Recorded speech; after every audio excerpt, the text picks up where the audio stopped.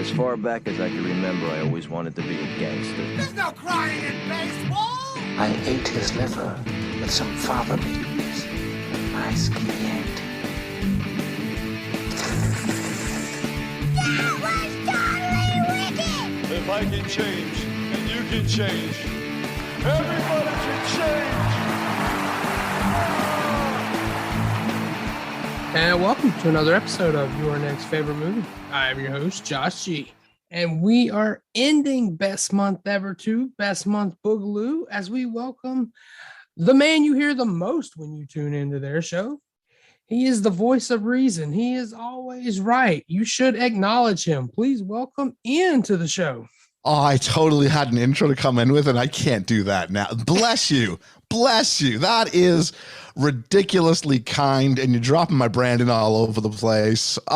It is so much fun to come back on your next favorite movie. Thank you for having all of us, and thanks for having me. Oh, absolutely. I hope to make this a yearly thing. We did it last year. This is year 2, so we'll keep on trucking and get to year 3 next year. Absolutely. Sign me up. Deal. All right. So why don't you give your spiel on what best film ever is? So when they tune in. Oh, it's been a long and winding road. Best film ever originally had its genesis. I go see a lot of movies with my best friend Liam, and Liam, I'm a high school teacher. I teach English and film studies, and he's just a regular Joe Q public who loves to go and see movies. We're both massive film fans, but I guess we look at films from different perspectives.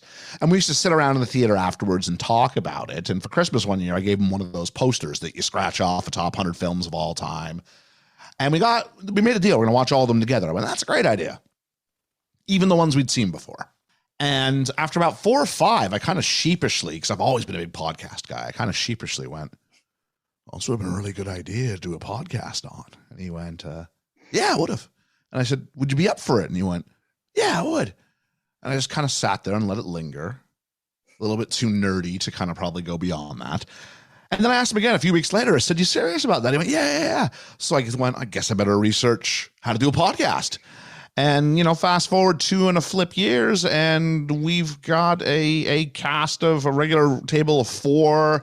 We've got a Patreon. We've got all sorts of stuff. So the pod itself has gone well. But what we do is we bring a film to the table each week. And we sort of do a deep dive on said film, review the film, and then give it some sort of a numerical rating out of 10. And then we quantify that corporately, and we determine which film based on that number. And we have 4 very different people. We're cross-generational. We have men and women on the pod. So I can't sort of let my academic leanings overpower everything. And we have the Patreon as of recently has now come into effect as like a 5th voting member around the table. And we determine what, if we put all those things together, what really is the best film ever. And, there is no finish line. The search will never be completed. We won't go there. Found it and just call it a day. But it's been a lot of fun, and we've been very lucky and fortunate to have found an audience. And it's been really, really cool to do that and to get involved in the greater film Twitter podcast kind of community of which we find ourselves. And of course, Josh, you find yourself. So lots of great people met over the course of this little adventure as well. Absolutely. And some might say you found at least the closest thing to the best film ever last year when you came on my show. Because if it's not your number 1, it's close. I can't remember exactly where it's at. It is the number 1. It is the number 1. So I came on and it was still in the chamber. We hadn't done it on ours yet. And I was really dying to talk about it. So when you said, what's your favorite movie? I went, well, I don't know if it's the favorite, but I'm like, definitely it's a really strong contender for me is Little Miss Sunshine, and came on and held on to it. Now, Liam can be known to fall asleep every now and then while we're watching movies together. So I had to give him the talk, as he'd never seen it. I had to give him the speech of all speeches. You will not have the heavy eyelids for this. Whatever you have to do, if we have to pour Red Bull into your veins, we will do what needs doing in order to make sure that you appreciate this. If you don't like it, that's fine. But you will give this thing your undivided attention. And it was, it's always interesting because the fear is you're going to present it and someone's going to go, it was kind of just average, wasn't it? And you're like, what are you talking about? This thing means so much to me, which is kind of the whole basis of your podcast, I suppose. But yeah, so I brought Little Miss Sunshine to the table, and yeah, a few months later we did it on the BFE, and it currently sits as a strong number one. It's really not close. I mean, it's going to have to take something's going to almost have to run the table and run 10s across the board to pretty much beat this thing. So so there's a little mini plug. If you haven't seen Little Miss Sunshine, go watch that. Oh, absolutely. And this year you brought me a film that I'd always heard about. I didn't know much about what it was. That title just always stuck out to me because it's such a strange title. And of course, we're going back to 1988 with A Fish Called Wanda. Archie Leach. Darling. Darling? Yes, dear? Is a lawyer who's in love with a thief, who's hiding the key to a small fortune. To 20 million. From a killer called Otto. Are you totally deranged? Friend to old chap. A crazy called Ken. And only a fish called Wanda knows where it is. Where are the diamonds? A Fish Called Wanda. Hello, Wanda. Rated R. Starts Friday. Check newspaper for a theater near you. Fish Called Wanda. A little more niche, a little more 80s, a little more cross-Atlantic. There's kind of two differing senses of humor that are sort of battling throughout. One that definitely I wasn't the target market for when it came out. I was just 88, you said. I must have been 8 or 9. It's one that I sort of grew up with it around me and grew to appreciate over the years until I had to sort of sit there and go, this is a phenomenal movie. In my opinion, anyway. I think comedies are hard to do, and I think warmth is hard to do. And I think this movie is able to actually make you care about a group of characters in a very short runtime, which in a world now where everything has to be an existing IP, it's really remarkable to look back and see how quickly you're able to sort of draw these allegiances. So you mentioned you were 8 or 9. Is that when you saw it? Like you saw this when it came out? I don't know. I can't honestly tell you when I saw this, Josh, for the first time. I think the title put me off. The title put me off because what is it about fish? a fish called, this is years before Finding Nemo, folks. Like fish movies were not a thing. And so even the name of A Fish Called Wanda was probably, a boy going, it's about, what was this? Why is A Fish Called Wanda? And Wanda is about a girl. Oh, I don't want to watch this.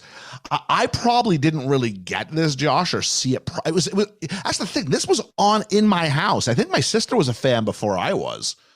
But this was on in my house, and I was just sort of walking by it and turning my nose up at it for the longest time. I probably was about 15 by the time I first saw this. We would have had it on, I would assume we would have had it on VHS. Timeline-wise, it would have to be VHS. I probably didn't really appreciate it until my 20s. I think I went through a phase where I started to really like Kevin Kline, and I went back into his catalog, and I think that's what got me here. I think I'd seen Dave, which I really like, really rate, really hope I can do in the pod one day. I think I'd probably seen, I'm trying to think what else Kevin Kline did that was fantastic. I was on a really big Kevin Kline phase. Maybe I Love You to Death. I don't know, but it did bring me back to this, and I really had a good time with it.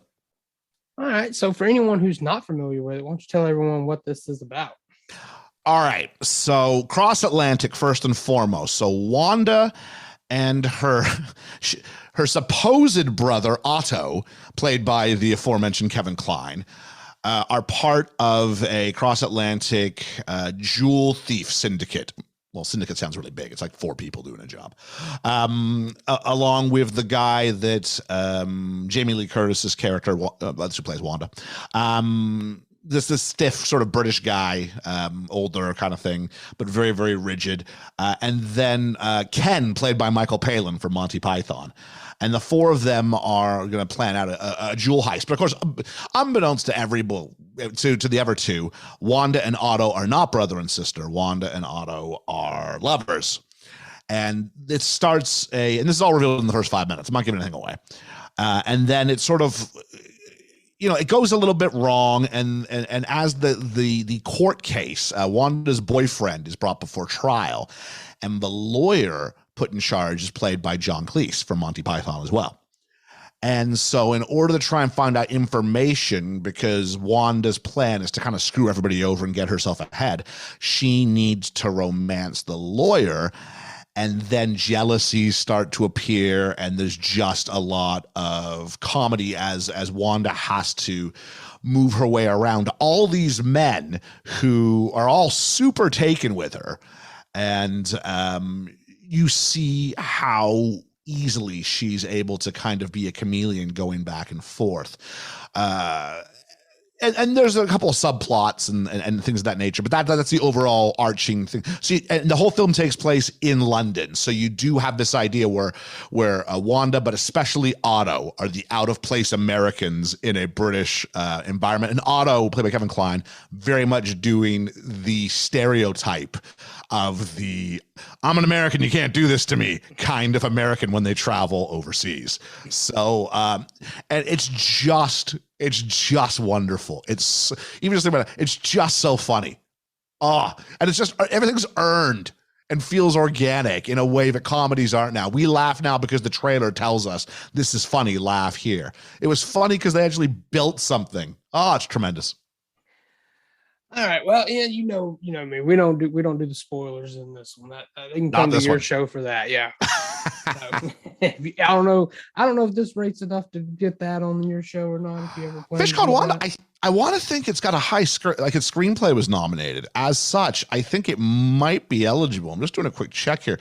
I believe I've always referred, at least internally, to having this one in the chamber. And I'm right, 96% on Rotten Tomatoes. Oh wow, okay. The films I like all tend to be nominated for like Best Adapted or Best Original Screenplay. And if you get one of those nominations, pretty much your critic ratings in the 90s. So, yeah, you like well-written movies. That's true. I do like well-written movies, yeah. Yeah, you have mentioned that. All right, so let's say you were to get a sequel. Where would you want to see that go with this? It's hard to do that without also doing spoilers, but sometimes in the sequel part, I do give a spoiler warning. So you can do that. I'll just say you'd have to find a reason to get the gang all together again. Parties who had been screwed in the first movie would have to therefore not be in the second. So what I would suggest is, I'll put this out here. It doesn't work out so well for Wanda's original boyfriend. So maybe he's out to get them all. And the only way he finds them, where they end up at the end of the first movie, and the only way that anyone's going to be let free is if they do another heist together. And this time you've got to bring John Cleese's lawyer character, who'd be totally a fish out of water. You would have to bring him into the scheme. So kind of like this is like a bumbling, fumbling kind of Ocean's 11 kind of concept, like a really small heist, but a heist nonetheless, and one where you have these really kind of not one-dimensional characters, but characters with clearly established singular character traits, which are dominant in their presentation. And then could they all get together knowing what they know from the first one? And I would argue, yes, they probably could. And you'd still have Wanda manipulating everybody, even though they're like, I can't trust you. And she'd do the whole, sort of that pouty face that only Jamie Lee Curtis could do, and be like, oh, but you don't understand. I really wanted to be with you the whole time. And they go, all right. And off they would go to do their caper until again, she found a way to kind of screw the people she wanted to screw over and leave with the person she wants to leave with, and that would be said movie. Probably for the sense of whatever, I'd flip it and put it either in. My first thought was to go like international and go like somewhere in the Caribbean, but I think that the one that brings greater symmetry might be actually flipping the script and putting it all in America.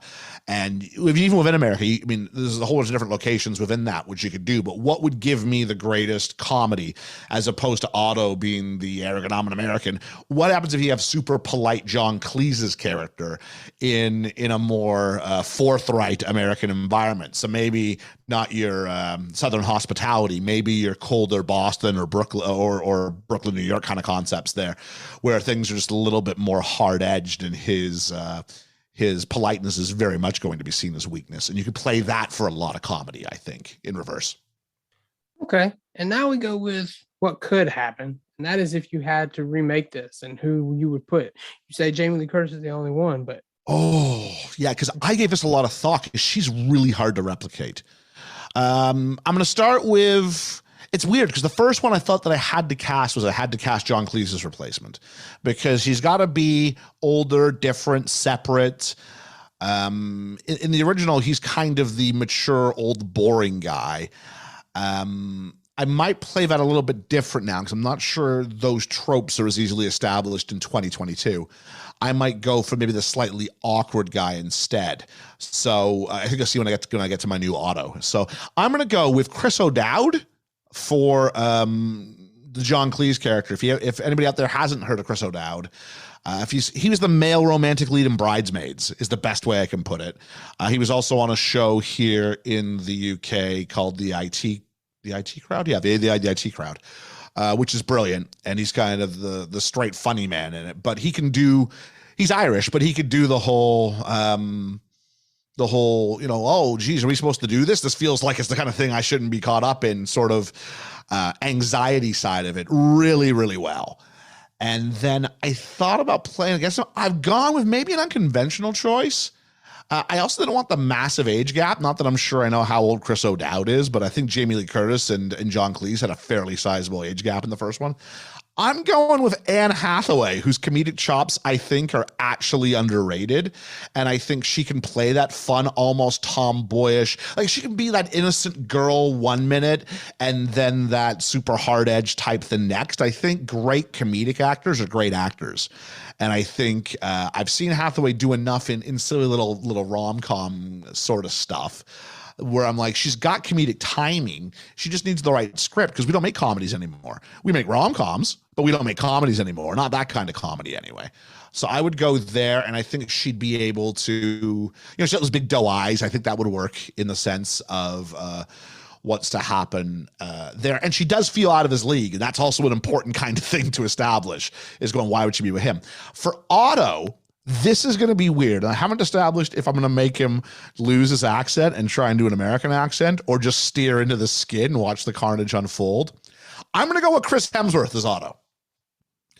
Like, if you've ever seen any of the Team Thor stuff he did, where the Marvel shorts they did prior to Thor Ragnarok, where Chris Hemsworth pretends he gets a regular roommate, but he's smug to the nines. I mean, it's just smug. Like, if you had that version of Chris Hemsworth as Otto, I think there's a, and then, Chris O'Dowd looks at himself and looks at Otto and just quite clearly it's a plus, I'm trying to think of the scene where Otto tackles Archie. Sorry, minor spoiler.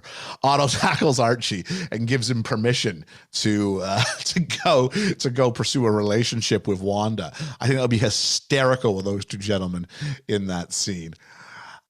And then I think the only one really that you have to cast remaining is you got to do the Michael Palin, Ken's coming to kill me. I went with, and this one might not play the American audience. You may have to look this up. A guy called Richard Ayoade. I don't know if he's gotten a lot of press over your side. He's the other guy in the IT crowd. He's a nerdy type of really awkward super trope where he's got severe social anxiety. He could pull this off. And again, it's that strong, here's a British connection with the IT crowd meeting some bigger named, more American sort of stars. This would have to be a bit of a sort of career breaking performance in the US. If you haven't, I would recommend watching an episode of the IT crowd. I believe it's available on US Netflix. I would go for, I think it's season 2, episode 1. It could be somewhere later in the season, but it's definitely season 2, called The Musical. If you get through that and you don't think Richard Ayoade is a great comedic actor, then I'll eat my hat. But it's a fantastic episode, and it gets you the idea of these two characters and what they could do. And part of the joy of A Fish Called Wanda was the idea you had these two guys from Monty Python who they actually spend very little time together, but when they do, it's absolute magic. And I think there's little insider sort of things you could do there. There's a little old lady with 3 dogs who's kind of a recurring motif in the first one. I think that's a Dame Judi Dench type or a Helen Mirren type, but I think Dame Judi Dench would be the most fun because she's supposed to be really, really mean. And I think Dame Judi Dench can definitely do mean. I haven't really given a whole lot of thought to the The other big one might be Archie the lawyer, his wife. Oh, I just had her name and it's just lost it. Miranda Hart, who was in Spy with Melissa McCarthy, amongst other things. She's sort of the woman behind the television screens, the Mark Strong, the Q, the whatever of the movie Spy. Very self-deprecating, but I would just get rid of the comedic content and just slam that up to a 50. If she was a bit older, someone like Phoebe Waller-Bridge from Fleabag would be great in that sort of a role. Shoot, if you reversed it, she'd be great in the Wanda role, actually. Anyway, so that's really about it. I mean, the guy who plays Wanda's boyfriend, he's not really much of a character in the grand scheme of things because he spends most of the movie, waiting for trial. So just find someone of an appropriate age, I suppose. I'll say, here we go, Mark Strong. There, done. Okay. Yeah, so you're trying to keep that cross-Atlantic, in some cases here, global appeal, looking for people with strong comedic chops, people who can really act. And I have a feeling there was probably a bit of a loose improvisational feel on the set. It's very cleverly written, but on the flip side, I think there's also just great comedic actors. And when you have that combination, I think magic can happen. And I'd like to think I've got one here, as opposed to saying, "Oh, you should never make it." I think I could run with this. I also think that the story itself doesn't need, unlike a lot of stuff from that time frame, I'm not sure a lot of it has to be, or much of it at all has to be tweaked in terms of the way that we as a society view things now in 2022. I think for the most part, the characters who are misogynist are the villains. So that's all right. It's okay to have misogyny still, just if they're the villains, that helps. So, a misogynistic villain. I don't want a misogynistic hero, but if my villains are, that's great. And the idea that Wanda is playing everybody. So she's not a victim. She knows what she's doing every step of the way. So I also think it's a film that could be remade and would still have appeal. So, yeah. All right, so I think you've done a pretty good job. Why don't you give that last final pitch on selling someone to give A Fish Called Wanda that first chance, or revisit? Okay. Here we go. A Fish Called Wanda. I mean, it is a film that feels very much like the 80s, but it feels like the best part of the 80s, where America and Britain were still two very different countries. And with the internet, that changes so much, but you will find yourself aligning to characters that have very little moral value. I still claim Kevin Kline as Otto in this is the greatest comedic acting performance in the history of cinema. The guy is a walking Oscar. He absolutely should have won it. He claims he doesn't think he should have. He's wrong. We just don't like to give Oscars to comedies for some reason. So if you're after something that's got touches of Monty Python, it's got touches of a crime fest caper film, it's got a bit of a fish out of water story, some great physical humor, and just one of the most tightly written scripts that you've ever seen. Give A Fish Called Wanda, despite the tragic name, give that a chance. Fire it up on the old streaming device. You will not be sorry that you did. You will smile, you will laugh, your sides will hurt, and you will thank me later. Acknowledge me. All right, yeah, I think that's going to wrap Best Month Ever up. So tell everybody where they can find you, where they can find the podcast, all that good stuff. Well, one more time, I'm going to thank Josh, your next favorite movie, for having us on for Best Month Ever 2, a Best Month Boogaloo, one of our absolutely nearest and dearest friends in the podcasting world. So if you're over here because you heard I was going to be on here, give this a listen. Put that in your subscribe menu. This is good stuff. It's been very different to what we do, where we do the micro, he does the macro, and a good time is had by all, and you'll get to be introduced to a whole world of other film podcast minded individuals like ourselves. So if you're here visiting because you want to check me out, check him out on a regular basis. Add that to your subscribe. As for Best Film Ever, you can find us pretty much wherever you find podcasts out there. We release usually 2 to 3 episodes a week. Our Tuesday release is our main one where we do a deep dive, but we also do show by show breakdowns if something's hit the zeitgeist. We just finished an Obi-Wan Kenobi retrospective. I guess that would have been in June by the time this comes out. But we call that Show Me Wan Kenobi. So here we go. Hey. Usually if there's something Marvel or Star Wars-y, we'll give that a shot. We have a retrospective on Doctor Who we're doing called Who Do You Think You Are?